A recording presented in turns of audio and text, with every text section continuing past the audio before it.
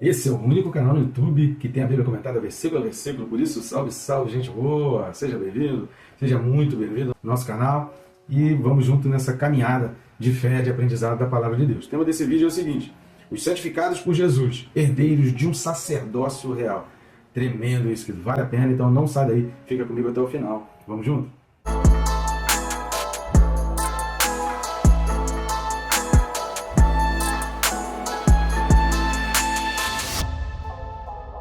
E você que está assistindo esse vídeo aí pela primeira vez, ou talvez tenha assistido outro vídeo, mas ainda não se inscreveu no nosso canal, então faça isso, que é rápido e fácil. Você vai clicar aí embaixo no botão inscrever, e pronto, já vai estar inscrito, clica no sininho.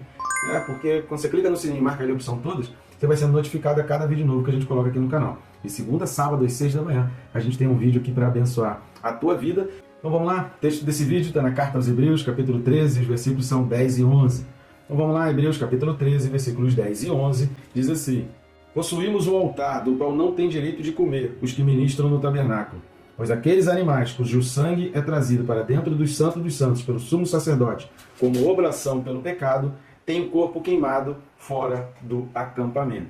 E muito importante esses versículos aqui, lembrando sempre aquilo que a gente vem falando em outros vídeos. Nem todos os vídeos a gente fala, mas a maioria você vai ouvir eu falando sobre isso. Nunca assista um vídeo de uma maneira isolada, nunca pegue uns versículos de uma maneira isolada. Então isso aqui está dentro de um contexto que já foi explicado em outros versículos anteriores, e esses versículos que vão do 7 até o 17, eles precisam ser entendidos junto, porque o autor está trazendo esses aspectos do Antigo Testamento exatamente apontando para Jesus Cristo e dizendo, olha, em Jesus a situação é diferente. Então quando ele está falando aqui, possuímos um altar do qual não tem direito, ele não está falando aqui, e aí depois ele vai exatamente dizer sobre isso, né? O versículo 11 já vai dar essa pincelada.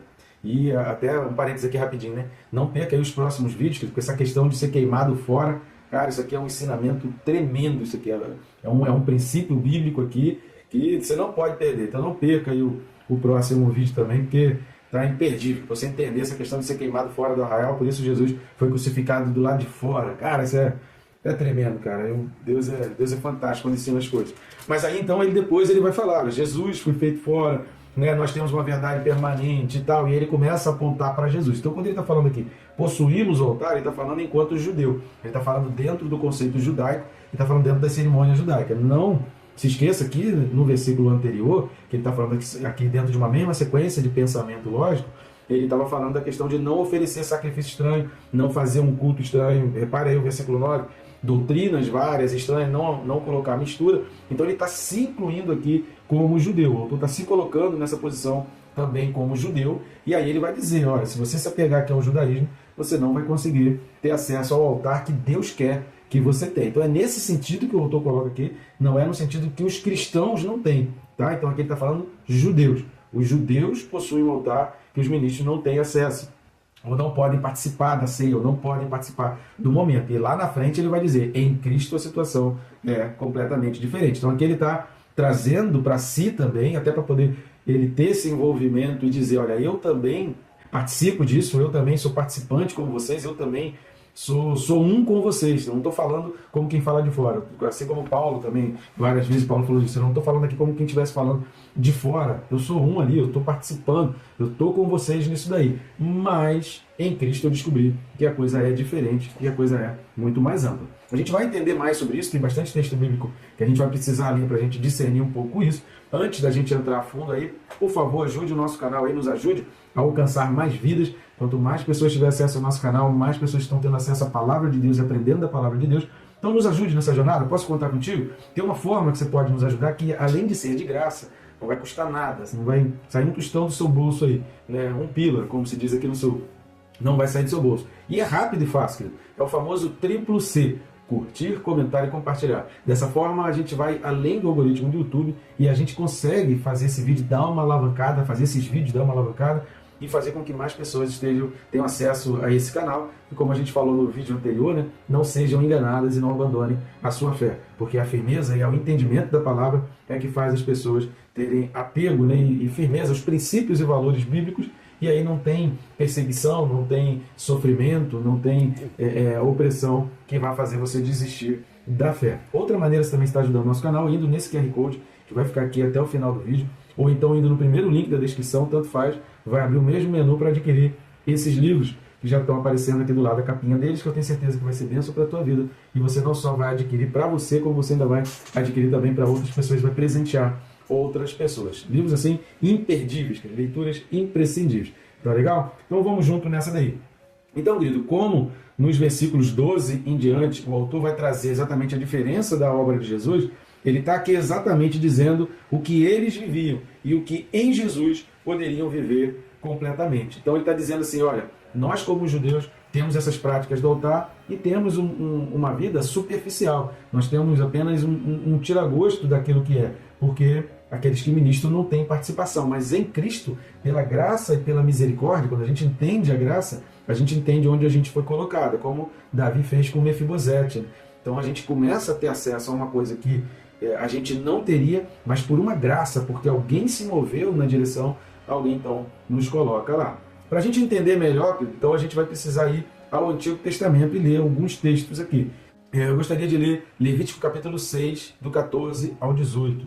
Levítico capítulo 6, do 14 ao 18, diz assim: Esta é a lei da oferta de manjares. Os filhos de Arão oferecerão perante o Senhor diante do altar. Um deles tomará dela um punhado de flor de farinha de oferta de manjares com seu azeite, e todo o incenso que está sobre a oferta de manjares. Então o queimará sobre o altar, como porção memorial de aroma agradável ao Senhor. O restante dela comerão Arão e seus filhos. Asmos se comerão no lugar santo. No pátio da tenda da congregação o comerão.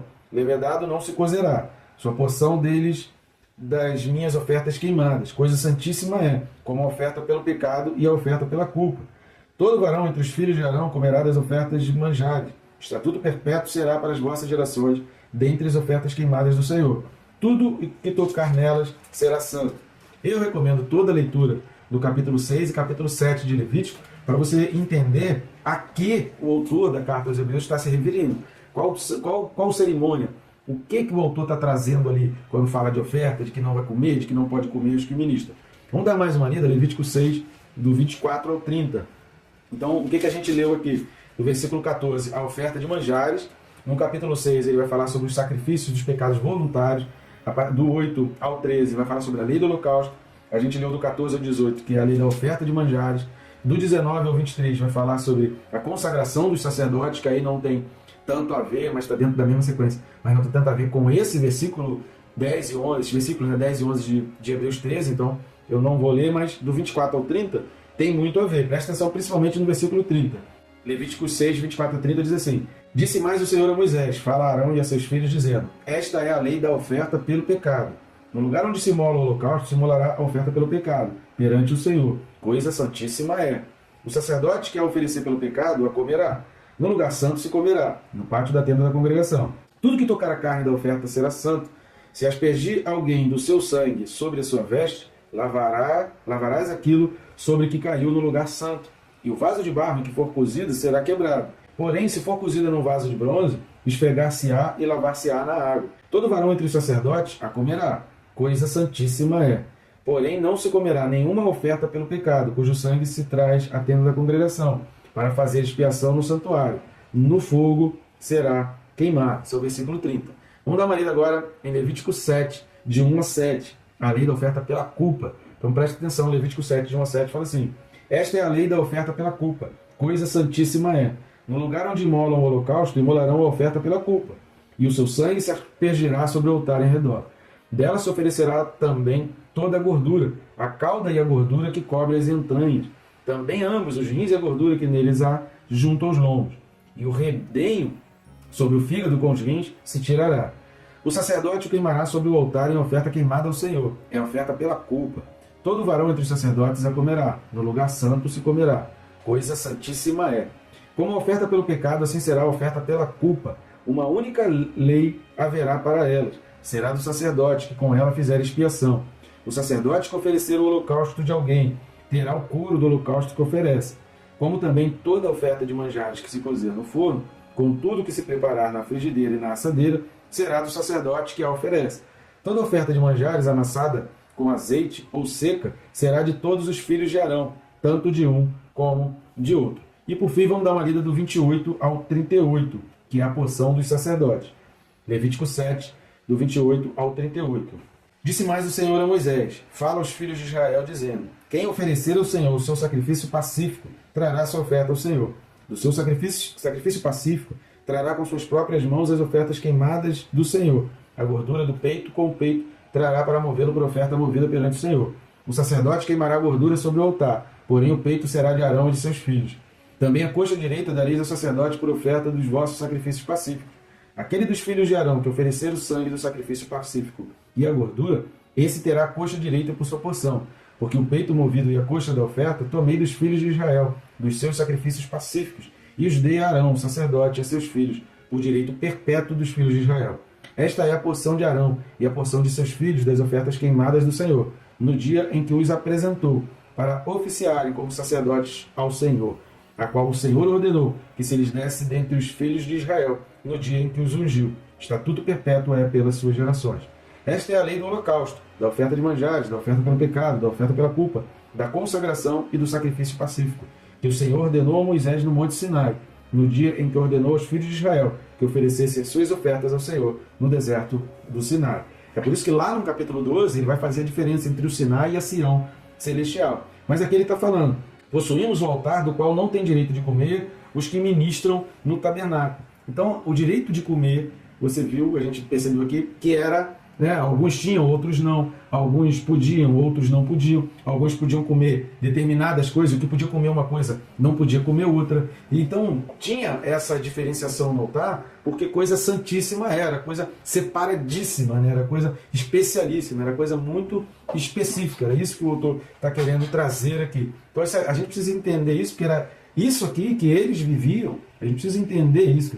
Essa carta foi escrita na igreja primitiva, onde não havia ainda o Novo Testamento. Mais tarde é que foi juntado todas as cartas que eram contemporâneas, que estavam circulando ali no meio da igreja, e aquilo tudo foi transformado num Novo Testamento. Mas, originalmente, não era assim. Então, tudo que eles tinham era o Antigo Testamento.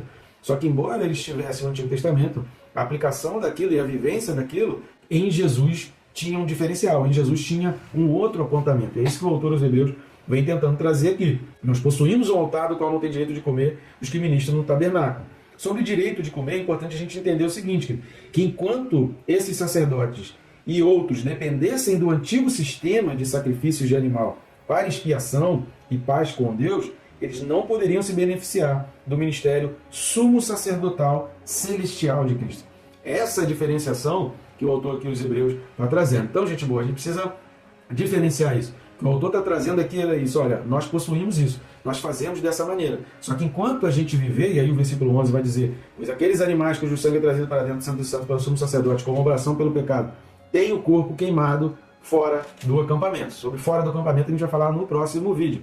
Não vou entrar em detalhe nesse vídeo aqui. Mas é isso que ele está dizendo: olha, são os sacrifícios que eram feitos até aqui. Lembrando que aquele era o momento da divisão, né? Aquele era o momento em que as coisas começavam a tomar uma diferença muito grande.